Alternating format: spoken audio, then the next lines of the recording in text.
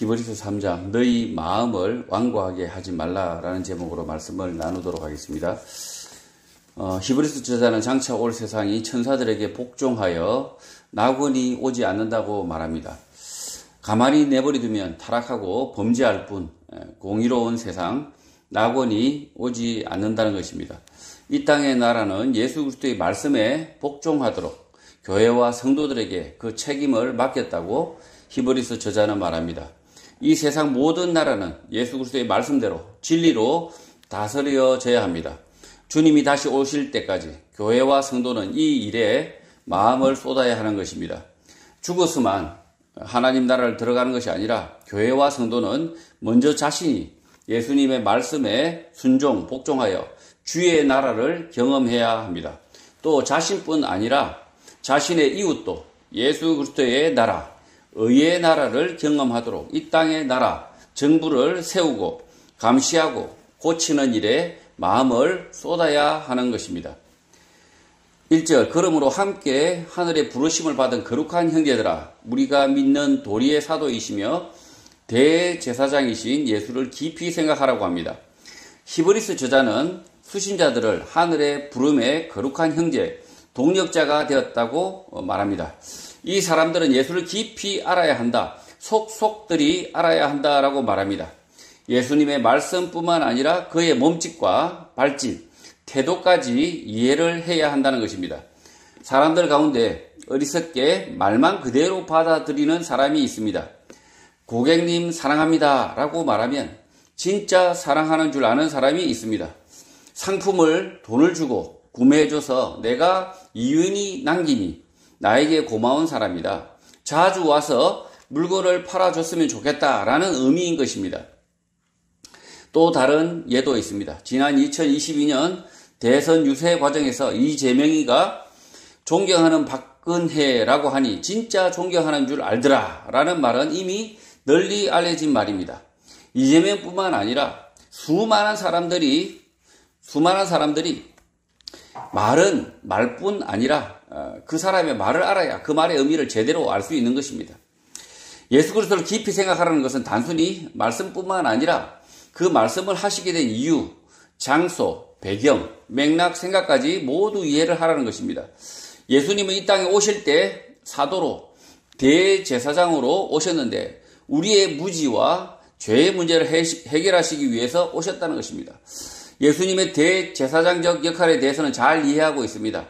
구약의 대제사장이 짐승을 잡아 죄 씻음을 구했지만 예수 그리스도께서는 자신의 몸을 들여 우리의 죄를 단번에 씻으셨다는 것입니다. 죄의 문제의 책임을 예수님께서 지시고 그 책임으로부터 부활하는 일어날 수 있는 길을 여셨다는 것입니다. 예수님께서 십자가에서 지심은 뭐냐? 죽어야 될 것 같은 그 죄인들에게 그 죄의 책임을 딛고 일어서는 그 죄의 책임을 자신이 딛고 일어서서 다시 새로운 삶을 살 수 있도록 예수님께서 죽으셨다는 거죠. 예수님을 아는 사람은 죽을 죄를 지었지만 그 죽을 죄를 어떻게 씻을지 예수 그리스도를 알아서 본받아서 다시 살아날 수 있다는 것입니다. 예수님의 대제사장의 역할뿐만 아니라 사도로서 교사로서의 역할 또한 이해해야 합니다. 실제 예수님의 공생의 기간, 세상 사람들이 랍비, 선지자로 사셨던 기간은 대략 3년이었고 죽으심의 시간은 3일이었습니다. 죄로 인하여 죽으시고 부활하신 3일의 의미를 아는 것도 중요하지만 3년의 긴 예수님의 말씀 가르침을 아는 것도 매우 중요합니다. 예수님은 제자들과 함께 3년을 같이 사셨고 말씀을 가르치셨습니다. 강의 수업 시간으로만 따지면 4년째 대학교 강의 시간을 훨씬 넘었습니다.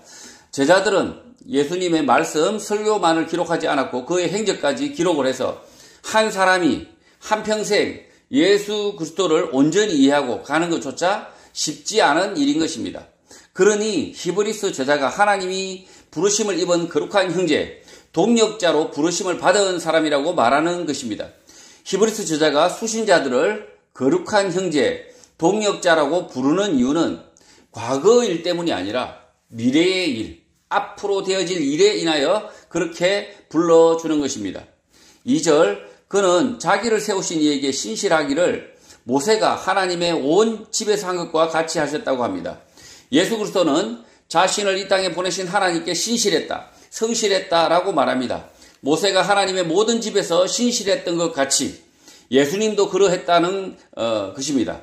모세는 자신의 백성 이스라엘의 지도자로 군림한 게 아니라 섬겼다, 신실했다라고 평가하고 있는 것입니다. 3절, 그는 모세보다 더욱 영광을 받을 만한 것이 마치 집 지은 자가 그 집보다 더욱 존귀한 것 같다고 말합니다.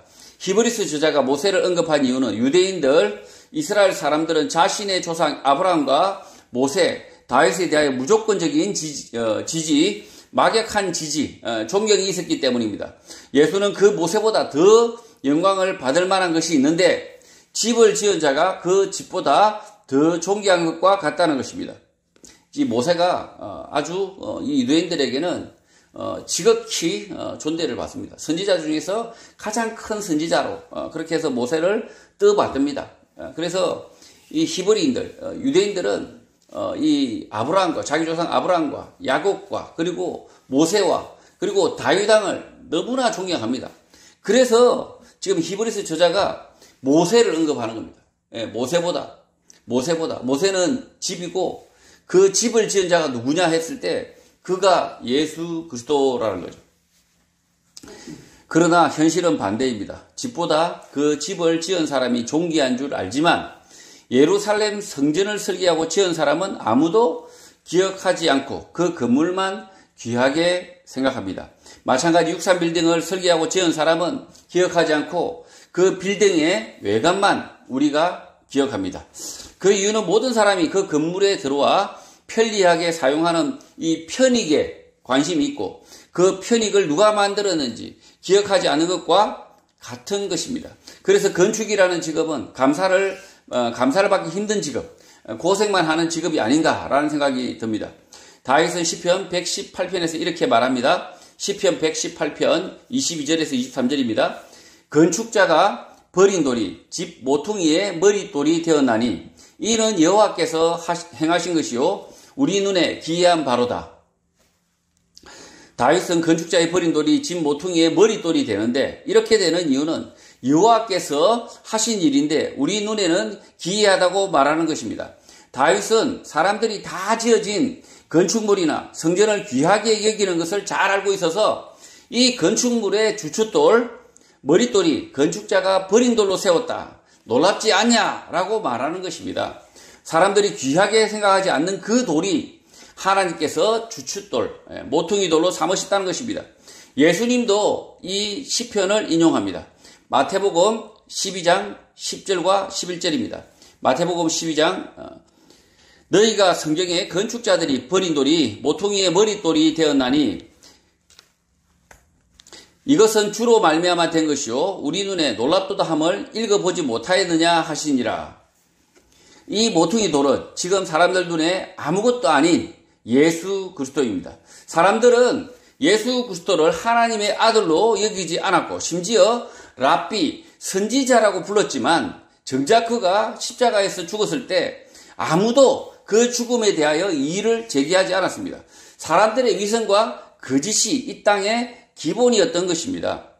이 땅의 사람들은 이 건축물의 그 안락함과 그 건축물의 그 웅장함에 대해서는 찬사를 하지만 이 사람이 이기적이어서 너무나 이기적이어서 자기가 누리는 그 안락함, 자기가 누리는 그 이 찬란함 이런 것들은 사랑하면서 실제 정작 그 안락함과 그 웅장함을 나에게 선물한 건축자들에 대해서는 잊어버린다는 거죠.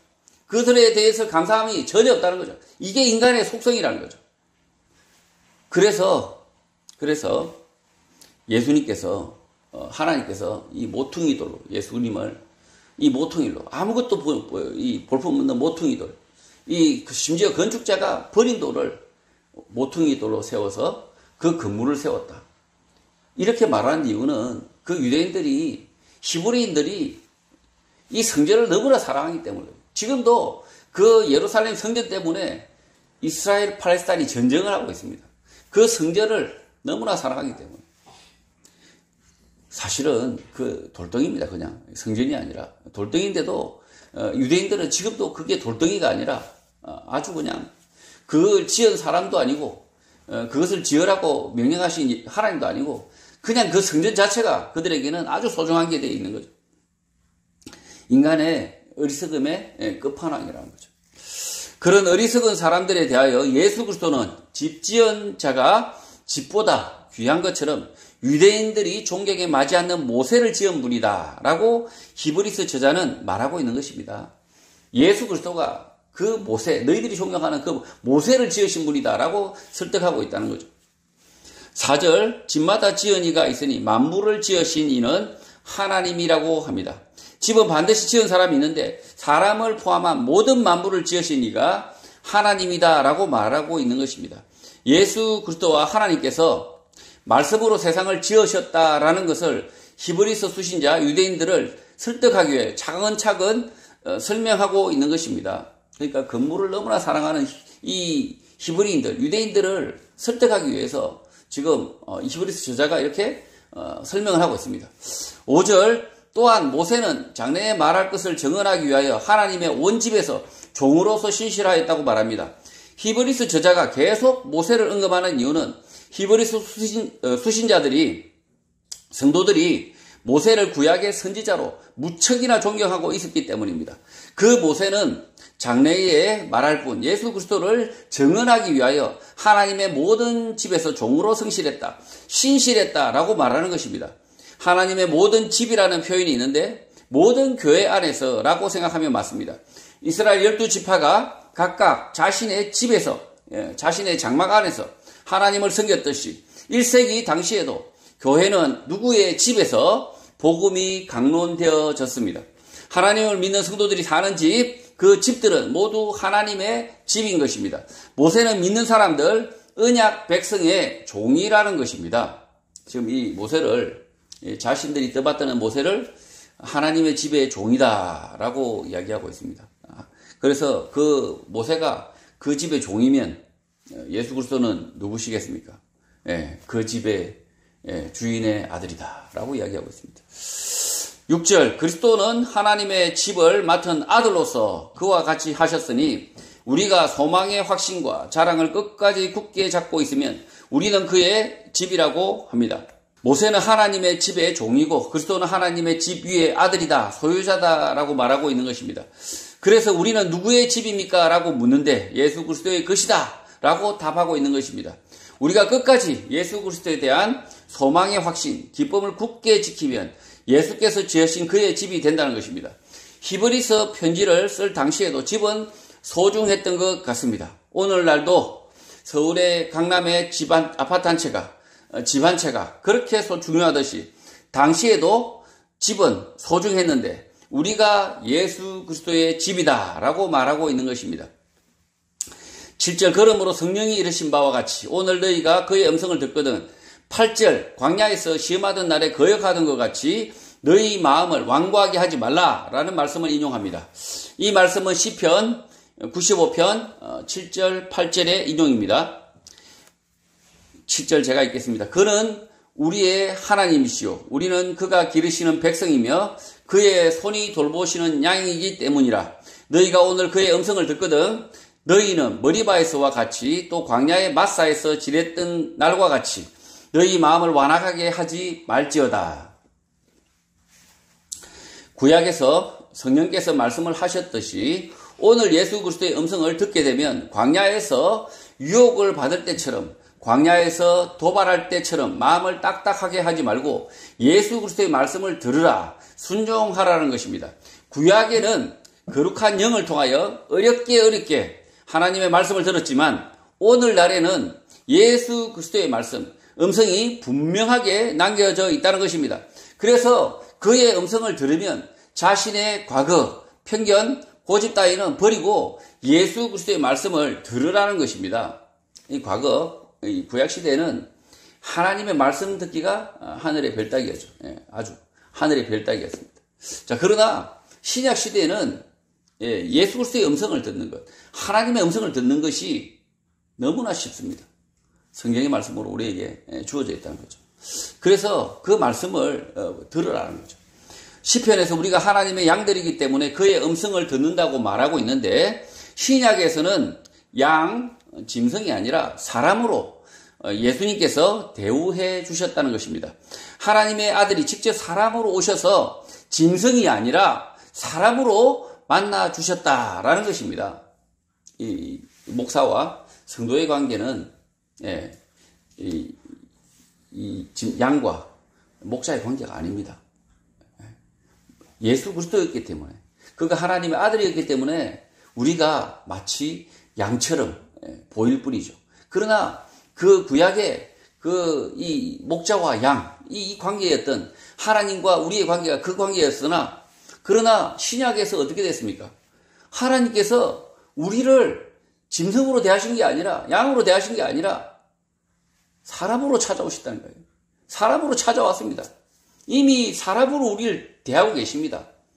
그런데 양처럼 비굴한 사람들이 있죠. 아직도 양인 줄 아는 사람이 있죠. 아직도 짐승인 줄 아는 사람이 있습니다. 신약 시대에도 여전히 목자와 양, 이렇게 생각하는 사람들이 있습니다. 성직자는 목자고, 그리고 평신도는 양이다, 이렇게 사람과 짐승의 관계로 생각하는 사람들이 있습니다. 예수 그리스도의 오심을 모독하는 겁니다. 예수 그리스도께서 낮아지심을 아주 그냥 내팽개치는 겁니다. 아직도 그런 관계로 교회가 성도가 마치 목사의 양인 양 하면 그건 교회가 아닌 거죠. 실제로는 교회가 아닙니다.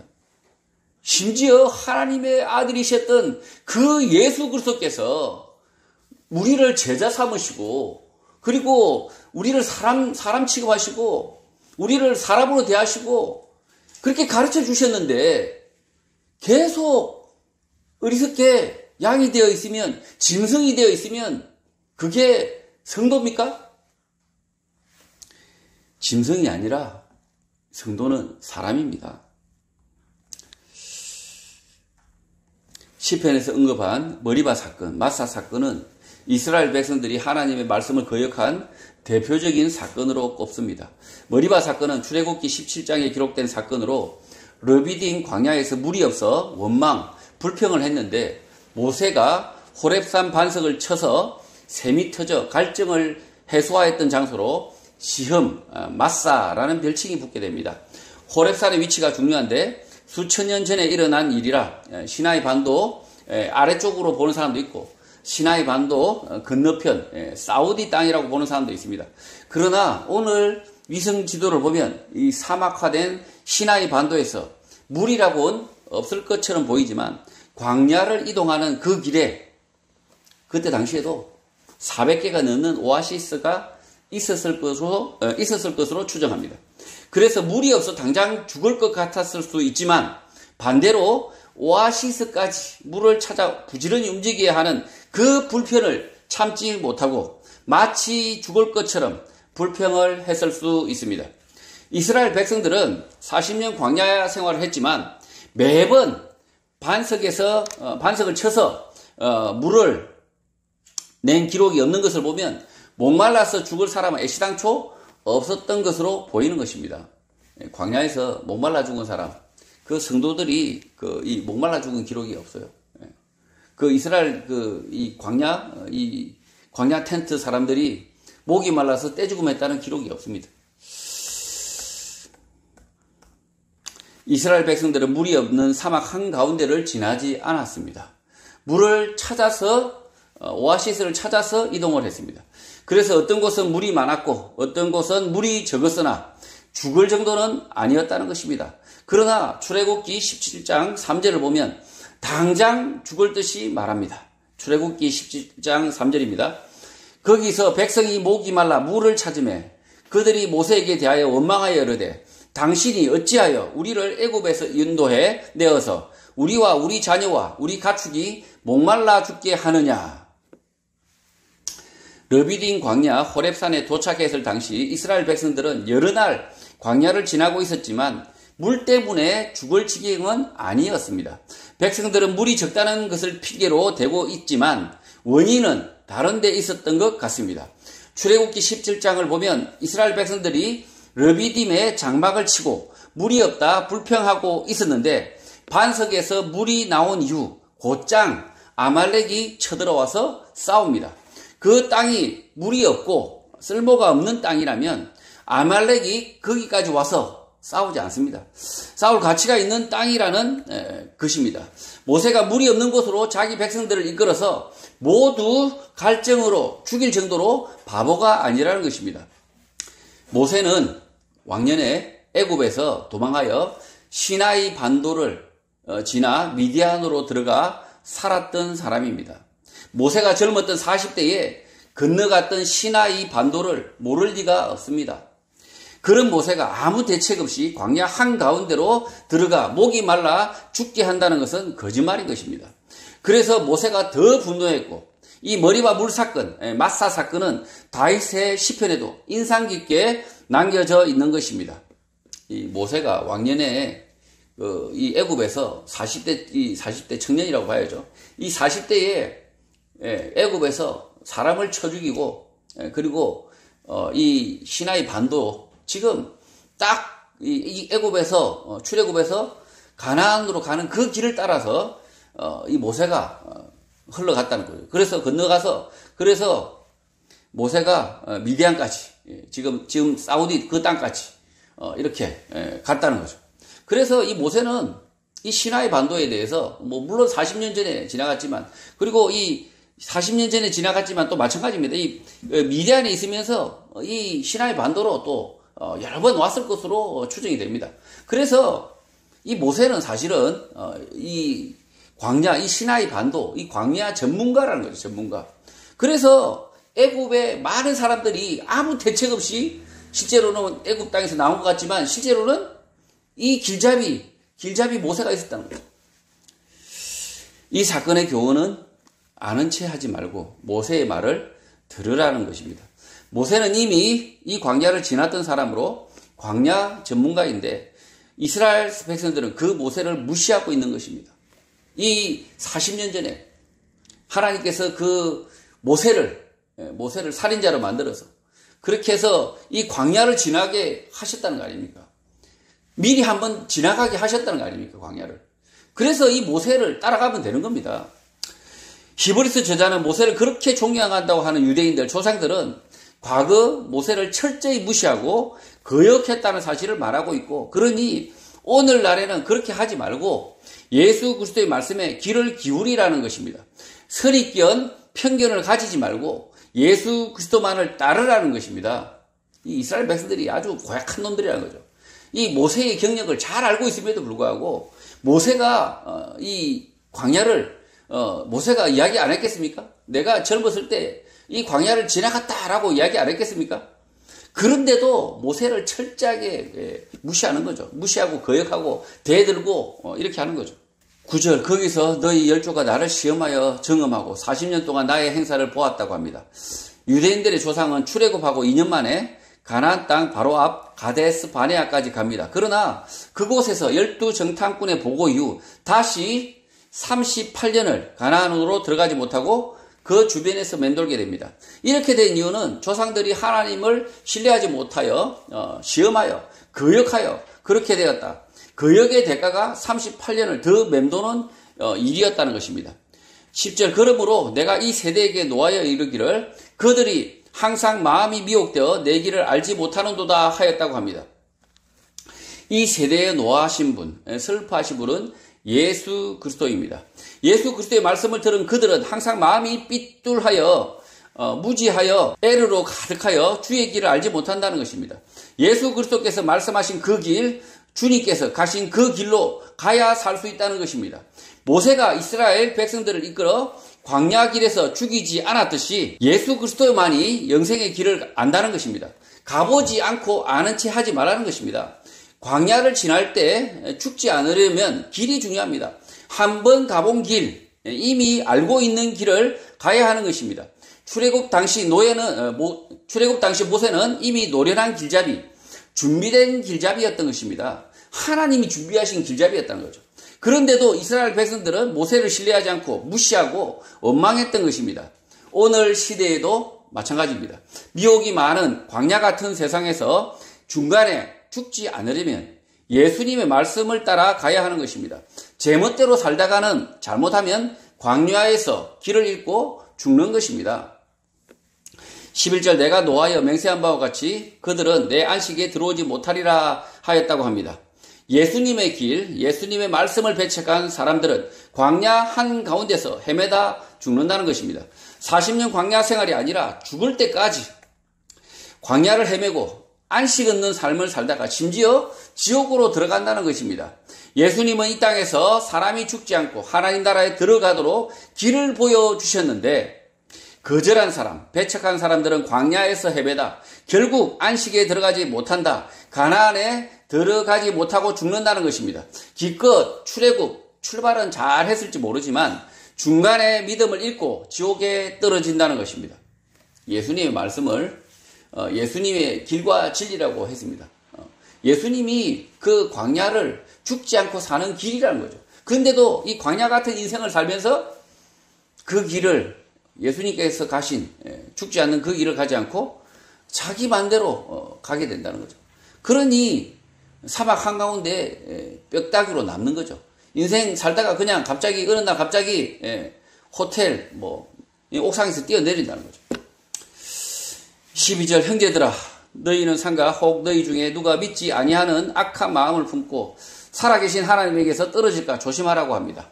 하나님에게서 떠나게 된다라는 것은 지옥에 간다라는 말인데 지금 편지를 받아든 수신자들, 성도들에게 히브리서 저자가 직설적으로 하는 말입니다.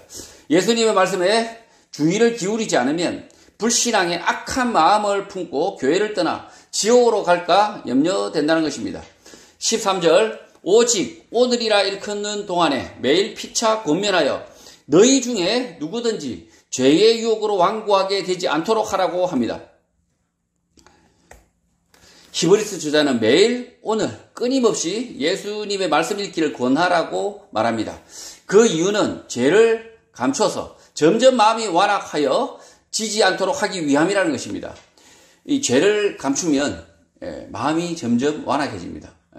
무식을 감추면 점점 완악해집니다. 그래서 무식도 드러내야 되고 죄도 드러내야 됩니다. 예수님의 말씀을 멀리하면 결국 자기 마음대로 사는 것, 죄를 감추게 되고 마음이 완악해져서 결국 하나님을 떠나게 되는 것입니다. 14절 우리가 시작할 때에 확신한 것을 끝까지 견고히 잡고 있으면 그리스도와 함께 참여한 자가 될 것이라고 합니다. 우리가 시작할 때 들은 복음의 말씀을 끝까지 확신 가운데 있으면 그리스도의 동력자가 된다. 그리스도의 일꾼이 된다라고 말하고 있는 것입니다. 15절 성경에 일렀으되 오늘 너희가 그의 음성을 듣거든 경노하시게 하던 것 같이 너희 마음을 완고하게 하지 말라고 합니다. 누가 경노하게 했을까요? 바리새인들과 제사장 놈들이었습니다.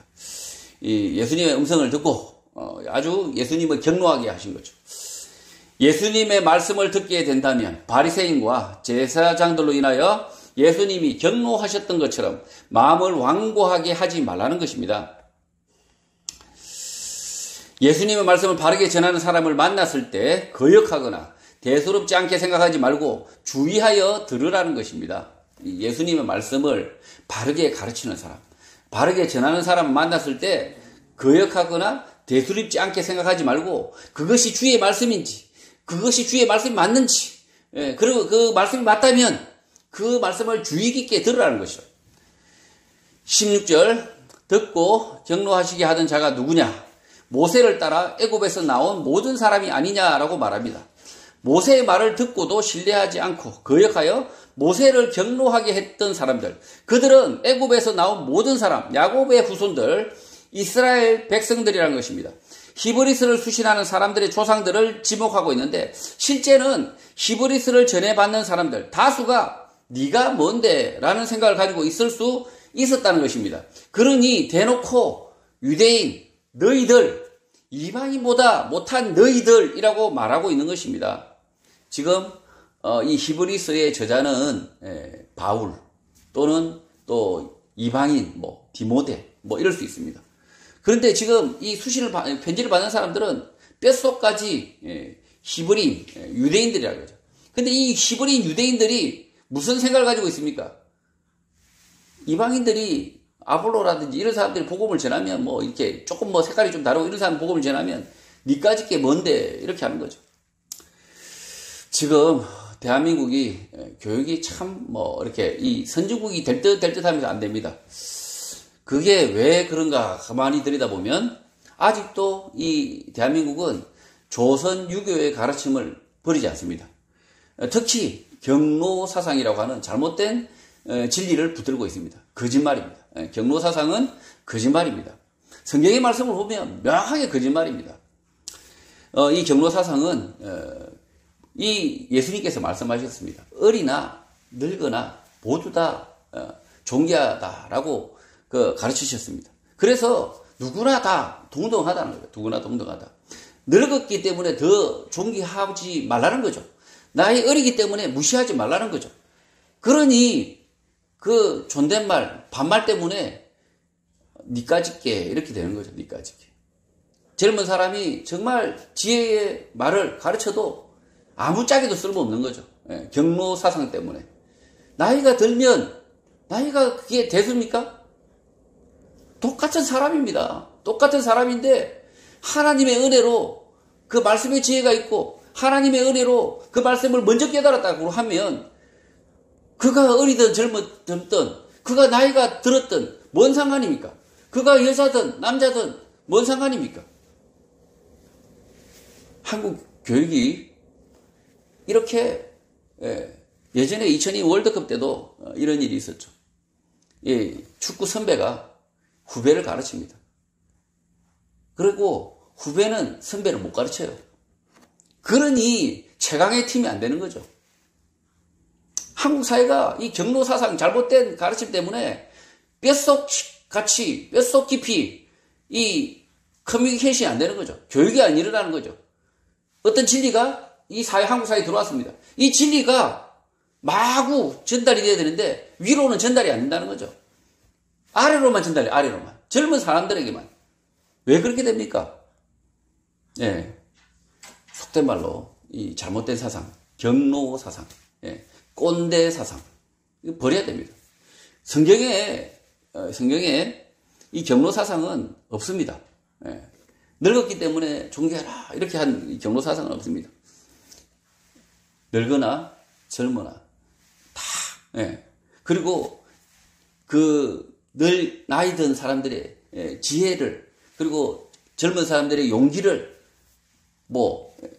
귀하게 여겨라 이렇게 말씀하셨지 늙었기 때문에 그가 지혜롭다 늙었기 때문에 옳다라고 하는 말씀은 없습니다.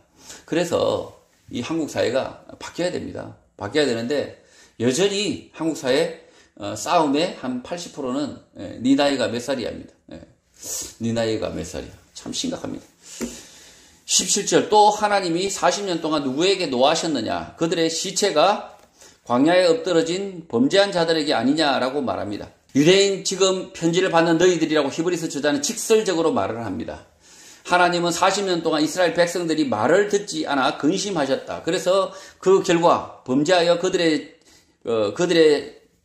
짐, 의복이 광야에서 낡아 광야에 버려졌고 심지어 광야에서 죽었다라고 말하는 것입니다. 18절 또 하나님이 누구에게 맹세하사 그의 안식에 들어오지 못하리라 하셨으나 곧 순종하지 아니하던 자들에게서 아니냐라고 합니다. 출애굽하여 약속의 땅 가나안으로 들어가는 여정에서 하나님의 말씀에 거역하는 자들, 순종하지 않는 자들은 그의 안식에 들어오지 못한다, 가나안에 들어가지 못한다고 하셨는데 지금은 예수 그리스도의 말씀을 믿지 못하는 자들이 아니냐라고 말하는 것입니다. 예수 그리스도의 말씀이 길이다라고 믿지 못하고 엉뚱한 길로 접어들면 반드시 광야에서 헤매다가 죽은 이스라엘 조상들처럼 죽는다는 것입니다. 이 말씀을, 이 무시무시한 말을 누구한테 하고 있습니까? 히브리인들, 유대인들이 하고 있다는 거죠. 듣기가 참 거북한 예를 이 히브리스가 이 유대인들에게는 죽기보다 싫은 말씀이라는 거예요, 실제로. 근데 이 말씀을 비껴가지 않는다는 거죠. 한국 교회는 귀에 달달한, 고막에 아주 달달한 설교를 하죠. 그러나 지금 히브리스를 보면 히브리인들이 정말 듣기 싫은, 정말 듣기가 힘든 말씀을 하고 있다는 거죠. 너희 조상들처럼 되질 것이다. 너희 조상들처럼 되질 것이다. 예수 그리스도의 말씀을 듣지 않으면 너희 조상들처럼 비참하게 뒤질 것이다 라고 지금 히브리서 저자가 이렇게 편지고로 쓰고 있다는 거죠. 19절 1호 보건대 그들이 믿지 아니함으로 능히 들어가지 못한 것이라고 합니다. 히브리서 저자의 결론입니다.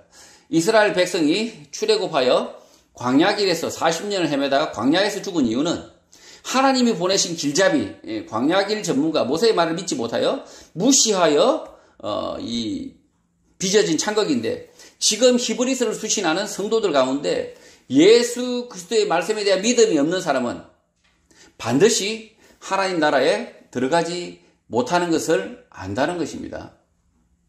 참 비정하죠. 참 비정합니다. 근데 이렇게 비정하게 편지를 썼는데, 그런데도 이 충격적인 말씀을 듣고도 바울 니까지 게 뭔데 이러면서 이 말씀을 버리고 광야로 가서 죽은 사람들이 있습니다. 성도 여러분, 한 번 사는 인생길 아무도 살아보지 않았습니다. 예수 그리스도의 말씀만을 따라서 광야 같은 인생길에서 죽어 지옥으로 떨어지지 말아야 됩니다. 나의 고집 편견을 내려놓고 주의 말씀, 주의 음성, 바른 설교를 듣게 된다면 겸손하게 수용을 하시기 바랍니다. 왕과 마음은 결국 자신의 길을 가게 만들고 가보지도 않은 광야에서 죽은 이스라엘 조상들처럼 된다는 것입니다. 예수 그리스도의 말씀만이 길과 진리가 된다는 사실을 기억하고 그 길만 따르는 복 있는 성도가 되시기를 주님의 이름으로 축복합니다.